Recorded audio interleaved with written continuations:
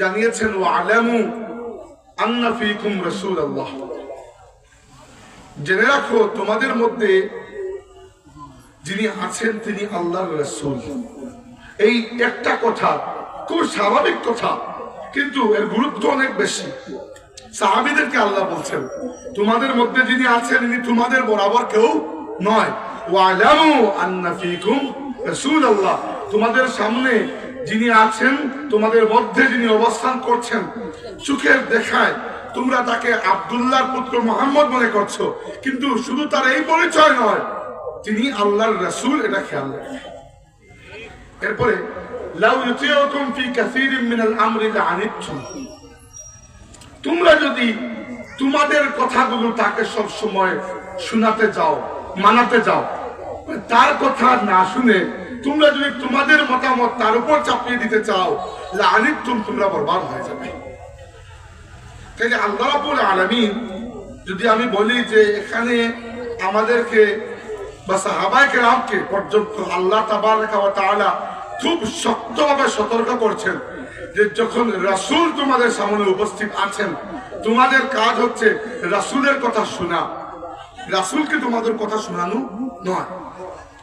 এই বিষয়টা শুধু সাহাবায়ে কেরামের জন্য নয়, বরং কিয়ামত পর্যন্ত আমাদের সবার জন্য প্রয়োজন হচ্ছে দ্বীনি ক্ষেত্রে আমাদের যে রাহনুমা, যে রাহবার, যার ব্যাপারে গ্যারান্টি শুধু আমি নয়, আপনি নয়, সাহাবীরা নয়, আল্লাহ তাবারক ওয়া তাআলা দিয়েছেন। তিনি হচ্ছেন আমাদের নবী, তাজদারে কাউনাইন, ইমামুল আম্বিয়া, আল মুস্তাফা ওয়াল মুজতাবা, মুহাম্মাদুর রাসূলুল্লাহ সাল্লাল্লাহু আলাইহি ওয়াসাল্লাম। অতএব আমাদের দ্বীন, আমাদের শরীয়ত সবকিছু ওই নূর থেকে নেওয়া। ওই উৎস ব্যতীত ইসলামের অন্য কোন উৎস আমাদের কাছে নাই। এবার এটি কি জন্য বললাম, আল্লাহর রাসূল সাল্লাল্লাহু আলাইহি ওয়াসাল্লাম তার জীবনে আমাদেরকে এত বেশি বিষয় শিখিয়েছেন যে আল্লাহর নবী সাল্লাল্লাহু আলাইহি ওয়াসাল্লাম আকাইদ থেকে শুরু করে, ইবাদত থেকে শুরু করে, মানুষের ব্যক্তি জীবন, সমাজ, পরিবার, মানুষের অর্থনীতি, ব্যবসা বাণিজ্য, লেনদেন, যুদ্ধ বিগ্রহ, রাজনীতি, অর্থ ব্যবস্থা, সমাজ সংস্কৃতি, কোনটা কিভাবে চলবে, আল্লাহর হাবিব আমাদেরকে সবকিছু শিখিয়ে গেছেন। এমনকি একবার এক ইহুদি ব্যক্তি সাহাবী সালমান ফারসি রাদিয়াল্লাহু আনহুকে টিটকারি করে বলল যে তোমাদের নবী দেখি তোমাদেরকে সবই শিখিয়ে দেন। এটা একটা ফাজলামো। সে ফাজলামো করে বলেছে যে তোমাদের নবী তোমাদেরকে সবই শিখিয়ে দেন। তিনি বিষয়টাকে উল্টা করে ফেললেন। তিনি বললেন যে এটা আমাদের গর্ব যে আমাদের নবী আমাদেরকে সবকিছু শিখিয়ে দেন। এমনকি আমাদের নবী আমাদেরকে প্রস্রাব করার পরে কিভাবে ইস্তেঞ্জা করতে হয়, আল্লাহ নবী আমাদেরকে সেটিও শিখিয়েছেন। এটি তো লজ্জা নয়, এটি গর্ব আমাদের যে আমাদের নবী আমাদেরকে আনঅ্যাটেন্ডেড রাখেন নাই। আল্লাহর দ্বীনের মধ্যে, দুনিয়াবী জীবন পরিচালনার মধ্যে, দুনিয়ার সবকিছু যে কোনো বিষয় সম্পর্কে আপনি জান, একটা মূলনীতি হিসাবে কমপক্ষে আল্লাহ নবীর একটা দিক নির্দেশনা আপনি ওই জায়গায় পাবেন। চাই এই আয়াতের আলোকে, এই মূলনীতির আলোকে আমরা আজকে আল্লাহর রাসূলের একটা হাদিস নিয়ে কথা বলবো। আমাদের আজকের আলোচ্য বিষয় হবে এটা, খবর পাবেন একটা হাদিস। রাসূলুল্লাহ সাল্লাল্লাহু আলাইহি ওয়াসাল্লামের এই হাদিসটি রয়েছে সহিহ মুসলিম কিতাবের মধ্যে এবং সুনানে ইবনে মাজাহ, আরো বিভিন্ন কিতাবের মধ্যে। আমাদের দৈনন্দিন জীবনে কোনো কাজ করার নিয়ত করলে, অথবা কখনো কোনো একটা বড় টার্গেট সামনে রেখে আমরা যদি এগুতে চাই, কোন কোন পদক্ষেপ নিয়ে এগুবো, কিভাবে আমাদের জীবনের কাজগুলোকে বাস্তবায়ন করব, আল্লাহর রাসূল আমাদেরকে এই হাদিসের মধ্যে সেটি শিখিয়ে দিয়েছেন। আমি এটাকে বলেছি যে 5 স্টেপস অফ ম্যানেজমেন্ট, ব্যবস্থাপনার 5টি ধাপ। ম্যানেজমেন্টের উপর আমরা অনেক কোর্স করি যে অফিস কিভাবে ম্যানেজ করতে হয়, ব্যবসা কিভাবে ম্যানেজ করতে হয়। আল্লাহর রাসূল আমাদেরকে ম্যানেজমেন্ট শিখিয়ে গেছেন। প্রথমত হাদিসের অংশ পড়ে পড়ে আমি আপনাদের সামনে আলোচনা করব। রাসূলুল্লাহ সাল্লাল্লাহু আলাইহি ওয়াসাল্লাম বলেছেন, প্রথমত শুনুন, আল মুমিনুল কাওয়িয়্যু খায়রুন وأحب إلى الله من المؤمن الضعيف وفي كل خير আল্লাহ নবী সাল্লাল্লাহু আলাইহি ওয়াসাল্লাম বলেছেন, প্রথম কথা হচ্ছে একজন দুর্বল মুমিনের চাইতে একজন শক্তিশালী মুমিন আল্লাহর কাছে প্রিয় এবং অধিক পছন্দনীয়। ওয়াফি কুল্লিন খাইর, তবে সবল হোক দুর্বল হোক প্রত্যেক মুমিনের মধ্যে আল্লাহ কিছু কল্যাণ রেখেছেন। কি বুঝলাম? বুঝলাম এটা যে আল্লাহ তাবারাকা ওয়া তাআলার কাছে মুমিনের দাম শক্তির উপর, মুমিনের দাম ইমানের উপর, তার দৃঢ়তার উপর, মুমিনের দাম ইসলামের উপর, তার মজবুতির উপর। একজন মানুষের ইমান যদি এত নড়বড়া হয় যে এখান থেকে ওইখানে দেখি আপনার ইমান নড়ে যায়, আর একটা ঘটনা হইল জীবনে ইমান নড়ে যায়। একজনকে পেলাম আল্লাহর কাছে দোয়া করেছিলেন দুনিয়াবি একটা বিষয় পাওয়ার জন্য, আল্লাহ দেন নাই, তিনি ইমান হারা হয়ে গেছেন। যদি আপনার ইমান এত দুর্বল থাকে দরকার নাই আপনার ইসলামের। আল্লাহ নবী কি বলেছেন?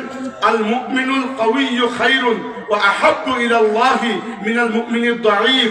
দুর্বল মুমিনের চাইতে সবল মুমিন আল্লাহর কাছে পছন্দনীয়। এবার আমাকে বলুন, এই অংশের ব্যাখ্যা যদি আমি এভাবে করি যে প্রত্যেকটা মানুষের মধ্যে আল্লাহ কিছু পটেনশিয়াল, কিছু যোগ্যতা রেখেছেন। আমাদের প্রয়োজন হচ্ছে আমাদের নিজের শক্তিকে পরিচয় করা। আমাকে বলুন, প্রত্যেক মানুষ কি একটা ক্ষেত্রে পারদর্শী হতে পারবে? না। আপনি যদি দ্বীনের খেদমত করেন, ইসলামের খেদমত, অথবা আপনি যদি রুজি রুটির তালাশে যান, প্রত্যেকটা জায়গায় দেখবেন প্রত্যেকটা মানুষের চিন্তা চেতনা এবং যোগ্যতা আলাদা।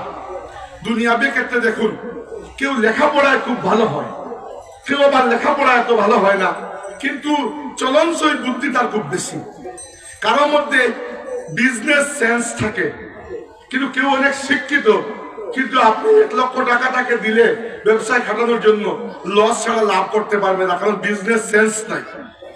কেউ সারাদিন অফিসের মধ্যে বসে বসে খটর খটর কম্পিউটার করতে পারে, কারো বিরক্ত লাগবে, এই কাজ সে করতে পারবে না, সে অন্য কোনো চ্যালেঞ্জিং কাজ করতে পারবে। এভাবে দ্বীনি খেদমতের মধ্যে দেখুন, আল্লাহর নবীর সাহাবীরা সবাই কিন্তু এক কাজে পারদর্শী ছিলেন না। আল্লাহর রাসূল প্রত্যেক ফুলকে তার নিজের রং এবং সুগন্ধি অনুযায়ী কাজে লাগিয়েছেন। আল্লাহর রাসূলের বাগানে সব ধরনের গোলাপ ছিল, গোলাপের মধ্যেও বিভিন্ন কালার আছে, এবং কি পৃথিবীতে রেয়ার একটা কালারের গোলাপ আছে, সেটা হচ্ছে কালো গোলাপ, জাপানে পাওয়া যায়। গোলাপি রঙের গোলাপ আপনারা দেখেছেন, আমি হলুদ রঙের, সাদা রঙের, লাল রঙের, আরো কোন রঙের গোলাপও দেখেছি। একটা গোলাপের বাগানে গিয়েছিলাম সৌদি আরবের দক্ষিণ দিকে একটা এলাকায়, তো নানা রঙের গোলাপ আছে। আমাকে বলুন, কোন গোলাপ থেকে কোন গোলাপের মর্যাদা কি কম নাকি? কিন্তু রং আলাদা। এভাবে আমাদের জীবনে প্রত্যেকটা মানুষের যোগ্যতার পার্থক্য আছে, কিন্তু আল্লাহ নবী কি বলেছেন? ওয়াফি কুল্লিন খাইর, প্রত্যেক মুমিনের মধ্যে আল্লাহ কোনো না কোনো কল্যাণ রেখেছেন। আপনারা আমার দেখতে হচ্ছে আমাদের জীবনের এই শক্তিকে খুঁজে বের করা। একটা উদাহরণ দিলে বুঝতে পারবেন। উদাহরণ কি? আমি যদি আপনাকে জিজ্ঞেস করি যে আল্লাহর রাসূলের সাহাবীদের মধ্যে অথবা পুরো ইসলামের ইতিহাসের মধ্যে সবচেয়ে বড় বীর সাহাবী, সবচেয়ে বড় যোদ্ধা সাহাবী কে ছিলেন? আপনি নিশ্চয়ই এক বাক্যে বলবেন খালিদ ইবনে ওয়ালিদ। খালিদ ইবনে ওয়ালিদ শুধু ইসলামের ইতিহাসে নয়, দুনিয়ার ইতিহাসের সেরা সেনাপতিদের মধ্যে একজন, সন্দেহ তো নাই। তিনি কখনো কোনো যুদ্ধে পরাজিত হন নাই। স্বয়ং আল্লাহ তাবারাকা ওয়া তাআলা ফেরেশতা জিবরাইল পাঠিয়ে তার নবীকে জানিয়ে দিয়েছেন, হে আমার নবী, আপনার সাহাবী খালিদকে আল্লাহ রাব্বুল আলামিন সাইফুম মিন সুয়ুফিল্লাহ, আল্লাহর তরবারিগুলোর মধ্যে একটা তরবারি হিসাবে আখ্যায়িত করেছেন। সুবহানাল্লাহ। খালিদ ইবনে ওয়ালিদের শক্তি কি? তার তরবারি। তার তরবারি নিয়ে তিনি কি ইসলামের কম খেদমত করেছেন? আল্লাহর রাসূলের সময় তিনি ইসলাম কবুল করার পরে প্রথমে মুক্তার যুদ্ধ করেছেন, এরপরে বাকি যুদ্ধগুলোতে শরীক হয়েছেন। খলিফা আবু বকর সিদ্দিক রাদিয়াল্লাহু আনহুর সময় পারস্য সাম্রাজ্যের সাথে যুদ্ধ, রোমান সাম্রাজ্যের সাথে যুদ্ধ, আর সবচেয়ে বড় বন্ড নবীদের বিরুদ্ধে এবং মুরতাদদের বিরুদ্ধে রিদ্দার যুদ্ধ, বিশেষ করে ইয়ামামার যুদ্ধে আজনাইদাইনের যুদ্ধে খালিদ ইবনে ওয়ালিদ যে বীরত্ব প্রদর্শন করেছেন, ইসলামের ইতিহাসে খালিদ ইবনে ওয়ালিদের মতো আর কোন বীর নাই, এটা তো স্বীকার করেন। আমি যদি বলি একজন সাহাবী ছিলেন, খালিদের মতো তরবারি হাতে বীরত্ব প্রদর্শন করা তো দূরের কথা, তিনি ভালো করে তরবারি হাতে ধরতে পারতেন না, অথচ খালিদের ভয়ে কাফিররা যেরকম থরথর করে কাঁপতো, ওই সাহাবী তিনি ভালো করে তরবারিটা হাতে ধরতে পারতেন না, ভালো যোদ্ধা হওয়া তো দূরের কথা, তিনি তরবারিটাও ঠিক মতো ধরতে পারতেন না, সেই সাহাবীর ভয়েও কাফিররা থরথর করে কাঁপতো। তার নাম হচ্ছে হাসান ইবনে সাবিত, নাম হাসান ইবনে সাবিত। খালিদ ইবনে ওয়ালিদের শক্তি ছিল তার তরবারি, হাসান ইবনে সাবিতের শক্তি ছিল তার কবিতা। প্রত্যেক যুগের নবীকে, সেই যুগের সর্বোচ্চ ইলমকে চ্যালেঞ্জ করার মতো মুআজিজা আল্লাহ দান করেন। মুসা আলাইহিস সালামের যুগে সবচেয়ে বড় ইলম ছিল জাদুবিদ্যা। আল্লাহ তাকে এমন মুআজিজা দান করেছেন, লাঠি হাত থেকে ফেললে সাপ হয়ে যেত। ফেরাউনের দরবারে ফেরাউনের জাদুকররা যখন হাত থেকে দড়ি দিয়ে সাপ বানিয়ে মানুষকে দান্দা লাগিয়েছে, মুসা আলাইহিস সালামকে আল্লাহ কি বলেছেন, যে তোমার লাঠি ফেলে দেখো, তোমার লাঠির চুড়ে এদের সাপের, এদের ওই জাদুর কোনো ভ্যালু থাকবে না। মুসা আলাইহিস সালাম লাঠি ফেলেছেন, ওই লাঠি সাপ হয়ে জাদুকরদের সব সাপগুলোকে গিলে খেয়েছে। নবী ঈসা আলাইহিস সালামের যুগে সবচেয়ে বড় ইলম ছিল চিকিৎসা বিদ্যা। আর নবী ঈসা আলাইহিস সালামকে আল্লাহ এমন মুআজিজা দিয়েছেন, ইন্নী আখলুকু মিনাত তাইরি কাহাইআতিত তাইরি ফাআনফুকু ফীহি ফায়াকুনু তাইরান বিইজনিল্লাহ। ঈসা আলাইহিস সালাম বলেছেন যে আমার মুআজিজা হচ্ছে আমি মাটি দিয়ে পাখি বানাই, ফু দেই, আল্লাহর হুকুমে জিন্দা হয়ে পাখি উড়ে যায়। কোন ডাক্তার মৃতকে জীবন দিতে পারবে? আরেকটা মুআজিজা কি, ওয়াহিল মাউতা বিইজনিল্লাহ, আল্লাহর হুকুমে তিনি মুর্দাকে জিন্দা করতে পারতেন। কবরের পাশে গিয়ে যদি বলতেন তুম বিইজনিল্লাহ, কবর থেকে মুর্দা উঠে এসে তাকে সালাম দিয়ে আবার কবরে চলে যেত।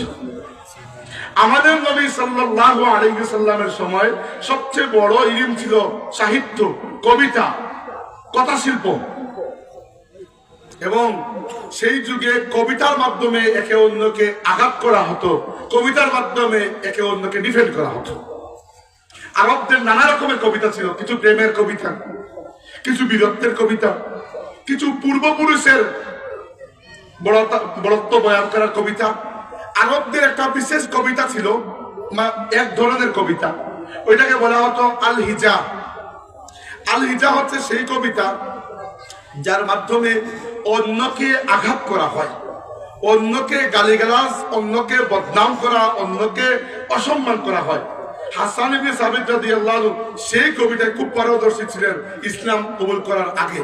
কিন্তু যখন তিনি ইসলাম কবুল করেছেন, আল্লাহর নবী সাল্লাল্লাহু আলাইহি ওয়াসাল্লামের সোহবতে হাসানের কবিতার ধার ইসলামের উপর থেকে সরে গিয়ে কাফিরদের মাথার দিকে ফিরে গেছে। আর যখনই ইসলামের উপর কোনো আঘাত এসেছে, যেভাবে তরবারি হাতে মাঠে ময়দানে আল্লাহর দ্বীনকে পাহারা দিয়েছেন মহাবীর খালিদ ইবনে ওয়ালিদ, সেভাবে মিম্বরের উপরে উঠে নিজের কবিতার মাধ্যমে, কথা শিল্পের মাধ্যমে আল্লাহর দ্বীনকে, আল্লাহর নবীর ইজ্জত হুরমতকে পাহারা দিয়েছেন মহাবীর হাসান ইবনে সাবিত রাদিয়াল্লাহু আনহু।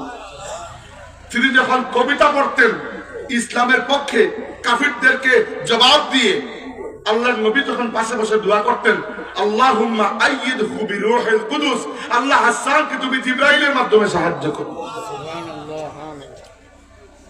হাফিজ ইবনুল কাইয়িম রাহিমাহুল্লাহ এই হাদিসের ব্যাখ্যায় বলেছেন যে এখান থেকে আমরা বুঝতে পারি আজকের দিন পর্যন্ত, কিয়ামত পর্যন্ত আল্লাহর নবী সাল্লাল্লাহু আলাইহি ওয়াসাল্লামের উপর বা ইসলামের উপর কেউ যদি আঘাত করে আর আপনি যদি এর জবাব দেন, তাহলে আপনাকেও জিবরাইল ফেরেশতা আপনাকে পিছনে দাঁড়িয়ে সাহায্য করবে। হাসান ইবনে সাবিত রাদিয়াল্লাহু আনহু খালিদ ইবনে ওয়ালিদের চাইতে কম ছিলেন না, তরবারির হাতে নয়, বরং খন্দকের যুদ্ধের সময় হাসান রাদিয়াল্লাহু আনহু আল্লাহর নবী সাল্লাল্লাহু আলাইহি ওয়াসাল্লামকে বলেছেন, ইয়া রাসূলুল্লাহ, আমাকে মহিলাদের সাথে পিছনেই রেখে যান, আমার তরবারি ধরতেই পারেন, আমি ভয় লাগে। এটা তার কাপুরুষতা নয়। কাপুরুষ যদি তিনি হতেন তাহলে কি কাফিরদেরকে এরকম জবাব দিতে পারতেন না। কিন্তু আল্লাহ প্রত্যেকটা মানুষকে এক কোয়ালিটি দেন না, এটা আমাদেরকে জীবনের ক্ষেত্রেও বুঝতে হবে। আপনার জীবনের, আপনার ঘরের 3 ভাইয়ের মধ্যে প্রত্যেক ভাইয়ের কোয়ালিটি সেম হবে না। প্রত্যেক ভাই লেখায় পড়ায় সমান হবে না, শরীর স্বাস্থ্যে সমান হবে না। প্রত্যেক ভাইয়ের কাজের ক্ষেত্র আলাদা হবে, হয়তো বাসস্থান ও ভবিষ্যতে আলাদা হবে।